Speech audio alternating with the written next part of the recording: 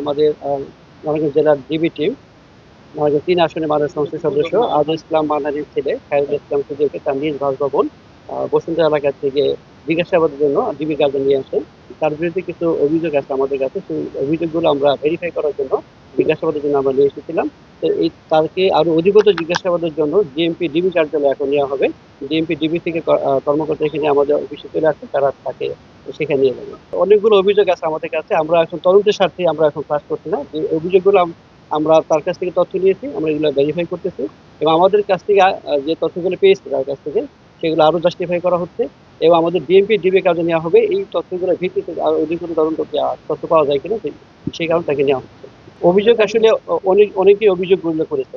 Specific আমি কারো নাম বলবো না। আমরা অভিযোগগুলো পেয়েছি কিন্তু তারা এখনো মামলা করার জন্য আসেনি, কিন্তু অভিযোগ জমা দিয়েছে। আমি বলেছি যে অনেকগুলো অভিযোগ করেছে, মানে তারা মামলা করেনি কিন্তু অভিযোগগুলো জমা দিয়েছে। আমরা এই অভিযোগগুলো আসলে ভেরিফাই করার জন্য তাকে নিয়ে এসেছিলাম।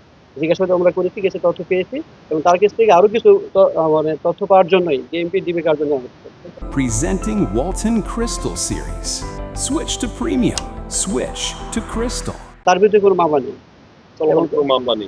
মামলা নেই এবং কেউ তার বিরুদ্ধে কোনো মামলা রুজু করে। আনুমানিক ৫-৬টা অভিযোগ আমাদের কাছে আছে এবং ঢাকাও কিছু অভিযোগ আছে, যে কারণে ঢাকা ডিএমপি ডিবি কার্ডে নেওয়া হচ্ছে। আজকে বিকেল আনুমানিক 4:30টার দিকে এখানে মানে বসুন্ধরা থেকে আসতে যতক্ষণ লাগে আর কি, 4:30 থেকে রওনা করতে এখানে আসতে 5:30 পৌনে 6টার দিকে।